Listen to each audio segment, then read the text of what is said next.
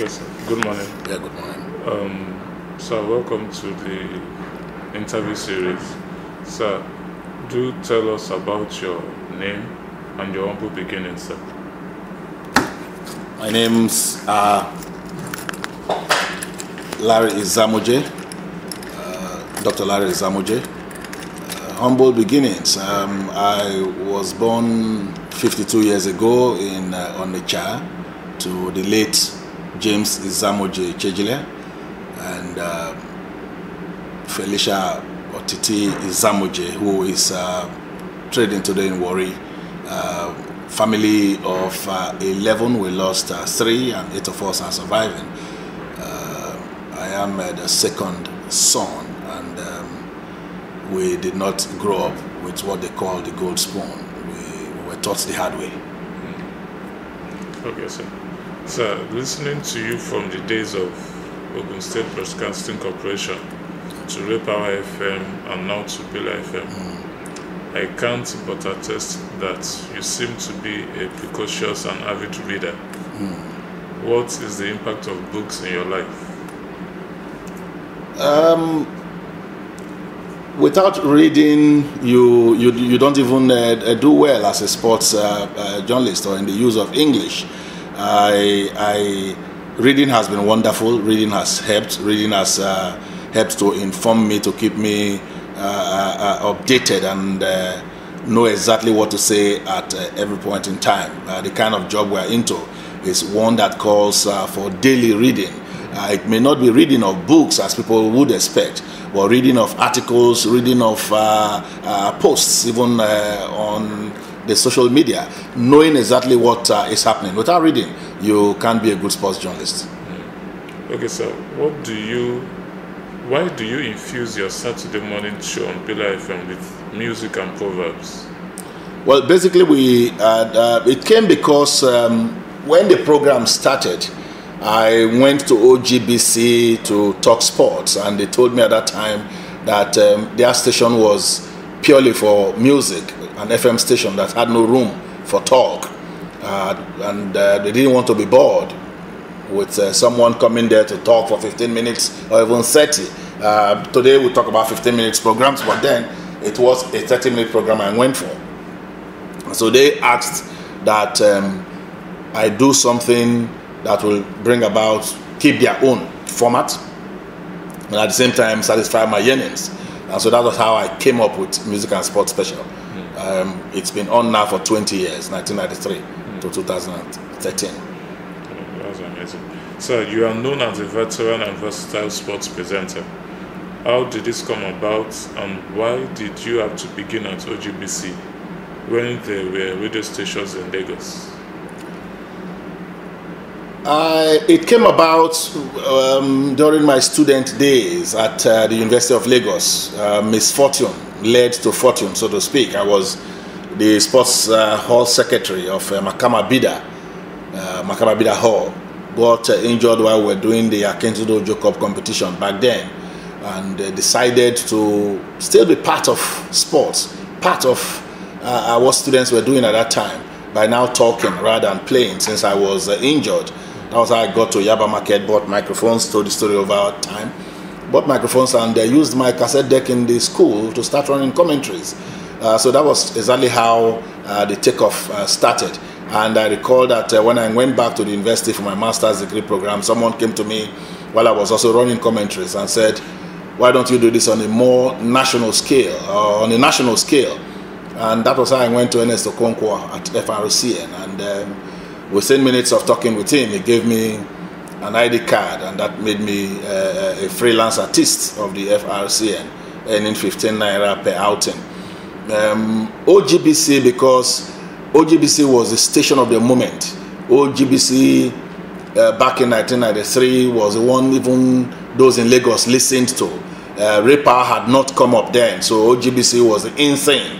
So I had to talk with OGBC. I needed a platform that was ready, that was available, that was acceptable. So that was how OGBC became the station of choice. It was not that I just loved traveling. It was because OGBC was the station of choice for many at that time. Most people would agree that you are the pioneer of sports presenting with fast-paced oratory. When and why did this unique style of radio presentation come about? Well, it came about in 1994, but I had started seeing that it was growing in 1993. 1994 because we were doing the World Cup program for Cadbury, and I was so loaded going every morning to OGBC and saw that I didn't have enough time to pack in so much. I wanted the people to get so much. I also wanted the program to be very rich, and every day presenting a 15-minute program, which effectively was 13 minutes, because professionally you had to stop 13 minutes into your show. I saw that I had so much left, and every day in the bid to throw much in and take little back to Lagos, I saw myself talking faster. And the faster I talked, the more I saw that people enjoyed it. I also saw that it was a USP. So the desperation to survive, the need to really make the program loaded, which again goes back to that desperation to make the program unique and therefore survive, led to all that. Don't forget that before those years, I had learned at the feet of Ernest Okonkwo, who was a commentator for FRCN. And so we had seen him present, seen him talk fast, even not as fast as I was doing, because he had longer time to do commentaries. But that was exactly where it all came from. I also saw from tapes of the USIS that there was a guy called George Michael, I think, Sports Machine. He was a very fast-paced presenter in the USA, a guy who refused to sit down presenting sports on television. So you find that if you want to talk sports, I learned from all of them. You don't make it look drab. You must pack it with action. After all, goals are scored, not with people who are laid back. Not by people who are laid back. Okay, sir. Who is the most compelling sports personality you have ever interviewed, and why? Well, the one I'll readily name is the great Edson Arantes do Nascimento Pele. That was in 1996 during the Euro Cup final in England. Obvious reason, Pele is Pele, and when you have a chance to meet Pele, you graciously grab it. That's amazing. How was the interview? Short interview, but it still leaves me with a lot of thoughts till this day. I talked about Nigerian football being like power supply in Nigeria, and many years on, it is still what it is. Although we must hail the current NFF for taking us out of the woods in 2013, and we wish them well in 2014. That's good. We'll come back to the NFF that you mentioned. So, Dolapo FM is the first 24-hour sports radio station in Nigeria, and I believe Africa. What was the thinking behind the setting up of Dolapo FM? Well, to expand what we were already doing.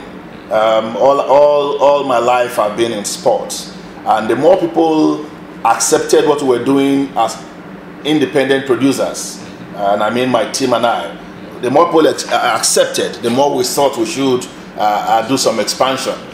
Grace came, the opportunity, so to speak, came when our good friend Aladi Bako was made the DG of the NBC. We were already presenting on 15 radio stations in Nigeria at that time, and it was his thought that Nigeria should have a news radio, should have a sports radio, and it was just a case of idea meeting opportunity. The NBC under him had planned that they were going to do that. Chris Ayan, the senator today, was already versed in news presentation in her days in NTA.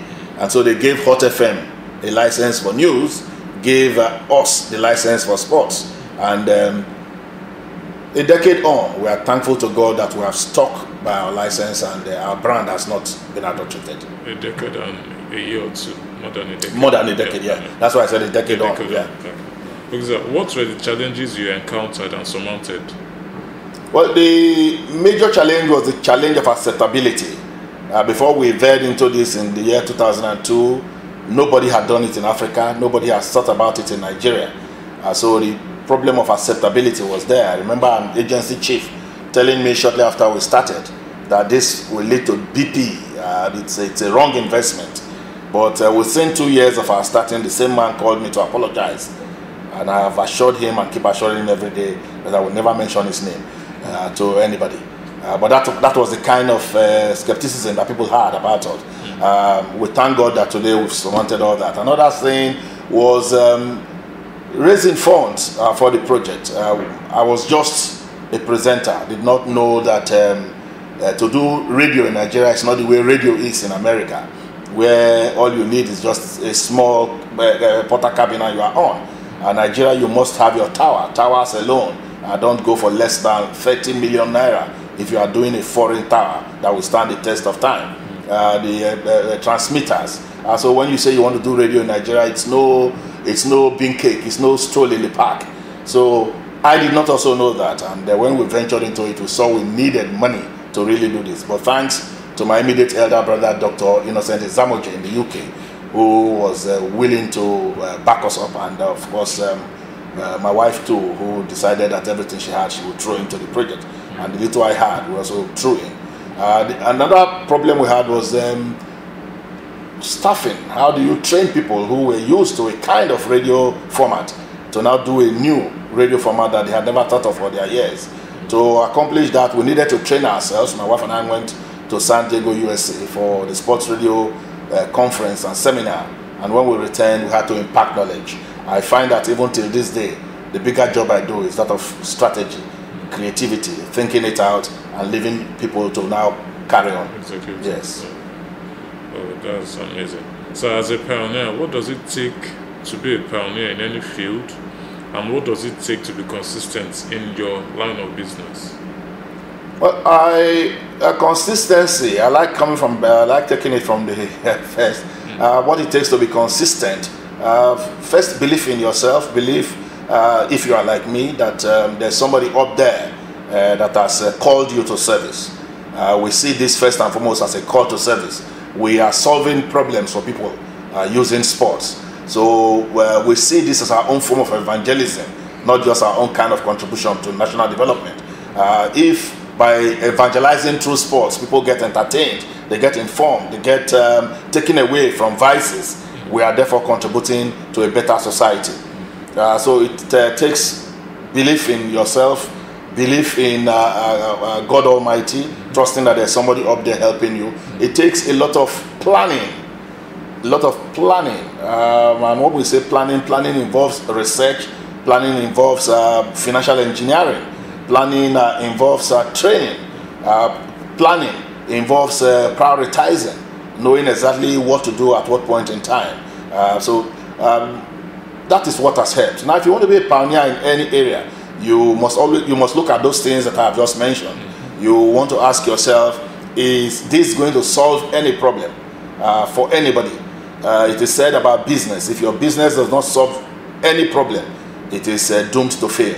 So you only go into business because you want to solve problems. And while solving problems for people, you can then make money and start making your profit. So those who want to pioneer anything must first ask themselves, this thing we want to pioneer, will it solve any problem? Will it fill any void?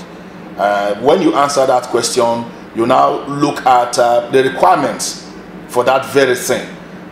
Governmental, legal, personnel, construction. What and what do you require to do it? And it's when you now answer those questions that you venture into it.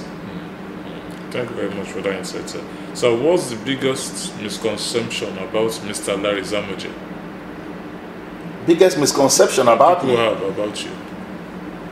I would think being too straightforward, being too rigid. Being too rigid, I think that's the word, not even straightforward. People believe I am a very hard nut. I can indeed be very hard, but there's another side of me where I'm very, very soft. Okay, sir. People remember a vivacious and dynamic and intelligent and eloquent sportscaster on radio by the name Mr. Larry Echejile.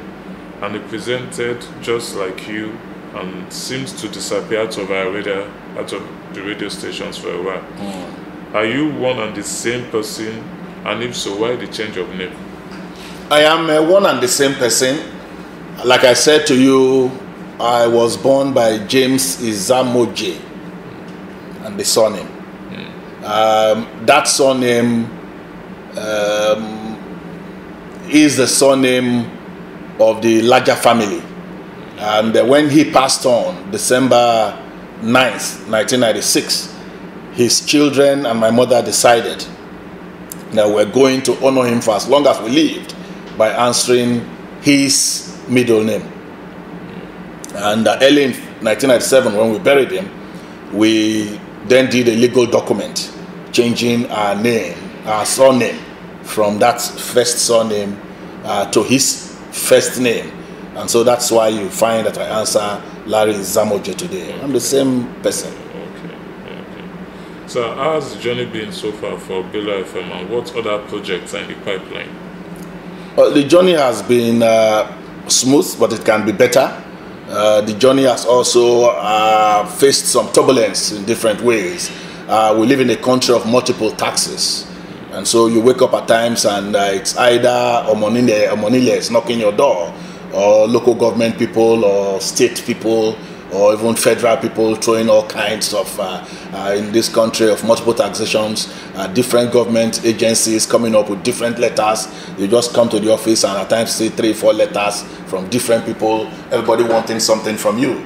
It's like a crime to grow big in Nigeria or to make advancements. You also find that the Brilla story, because of our successes, there are people who do not want to train their own, who want to destroy your house. So you find that has been another problem. People looking in from outside, who believe that it's only what we have done here that will help them. But we have also been able to reverse that, to see those people as ambassadors of our station. Because no matter what anybody trained here that you take out will only announce our style to the world, and people will come back to the original. So that is how we have been able to reverse that. Generally, we call these things challenges. So if you ask, I'll say they've been very challenging. We, for now, have just slowed down to ensure that what we planted, particularly in 2011, find firm roots, look at how Nigeria is going. 2014, 2015 are years of politics. Wise businesses do not throw everything into them. There are other things we have somewhere that we are planning to do, but we are not making them public for now. Okay, sir. So sometime in 2012 or 2013, you bagged a doctorate degree in Switzerland. Yeah. With your busy schedule, how do you have time for personal improvement? Well, if you don't improve personally, you die.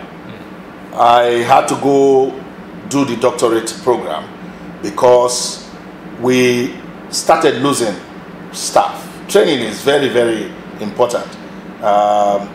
And like I also discovered studying at BSL, labor wastage, labor mobility is good. But if it gets too much, it becomes worrisome. As people, like I told you, started looking into our organization, started trying to woo our people out of our organization, we found that the cost of training was getting too much. Society was also changing. The Facebook experience, the Twitter experience. Now you have Snapchat, you have Instagram. All these experiences, challenges of government policies, things affecting small and medium-scale organizations. So you just find that the organization that you had in 2002 was evolving to, or the challenges facing the organization were beginning to be bigger. So how do you meet these challenges? That was the reason I thought self-development outside talking sports was important. Again, we were becoming a 4-station radio, not the 1-station thing that we did in 2002. Don't forget, initially it was just me. Then it became me and 2 or 3 presenters as Brilla Sports, and it became a 1 radio business, a 2 radio business in 2006, 2007. And when we applied for 2 more stations, I knew we were going to have a larger number of members of staff. Everything was going to explode, so to speak. And so you needed some extra effort in your managerial skills to be able to carry on. So that informed why I took the doctorate program at BSL. It was an online doctorate with yearly compulsory trips to Switzerland to listen to the professors, defend whatever they wanted you to do. And thank God for the internet. Via Skype, via emails, you could talk to your professors. And 3 years, the whole thing was completed, and I thank God for it. I'm better now as a manager. What you just mentioned, the internet, brings me to the next question. But before that, what's the meaning of BSL? Oh, BSL, Business School Lausanne. Okay. BSL. Okay, so to the next question. And in 2013, there was another doctorate by Salem University, Lokoja. Okay, that one was an honorary doctorate. Oh, okay, sir. So, to the next question, what's your take on the evolution of internet technology and how the young generation can optimize these tools available for the furtherance and development of their talents and skills? Yeah, the internet is a marketplace. You will decide whether to go for rotten tomatoes or fresh tomatoes. God has given you your thinking capacity, and all we can tell today's youth is to pick the good and leave the bad. Even the Bible I read says, God says in Deuteronomy 30:19, I believe, or 15, that we have shown you life and death. Choose life that you might live. So they should choose life. The internet is good. These days you find that you want to quickly reach somebody anywhere, within a minute it's done, within a second it's done. And that same thing can also destroy with people posting pornography, people not being careful when they talk about others, even on Facebook and others. So we should choose the good. Know that these things have been introduced to make the world better. The world is now indeed a global village, and we hail everyone who has helped to bring us to this technological age. So you seem to be a Christian. Not sin. I am a Christian. Yeah, a Christian. Yeah, because from one of the tutors you just mentioned now. Okay, so to the next question, from your privileged standpoint, yes, as a veteran sports journalist and presenter, how has Nigerian sports fared in 2013? And what is your take on journalism in Nigeria? On sports journalism in Nigeria? Well, Nigerian sports fared very well in 2013 when compared to other years. Where we fared well. This is so because for 19 years we did not win the Nations Cup. We won in football. We won the under-17, which for many years we were, after about 2007, we did not win. Our team qualified for the World Cup, making us enter 2014 hopeful that we are going to be paraded when the best of the world is paraded. 2013 was good, particularly for football. It was also good for athletics. We won the junior championships, and that tells that if we continue to grow them, it shows that in another 4 years from now, those ones who helped to win the African junior championships would have matured and then become better people for senior championships in athletics. We did not do badly when it came even to cricket because we got promoted from zone 5 to zone 6 to 5. There was also the youth games which ended the year, and although there were problems here and there organizing it, we must hail the ministry, the National Sports Commission, headed by Honorable Bolaji Abdullahi, for putting that together. So it was a good year compared to other years, but we could have done more, and we believe that 2014 we will do more.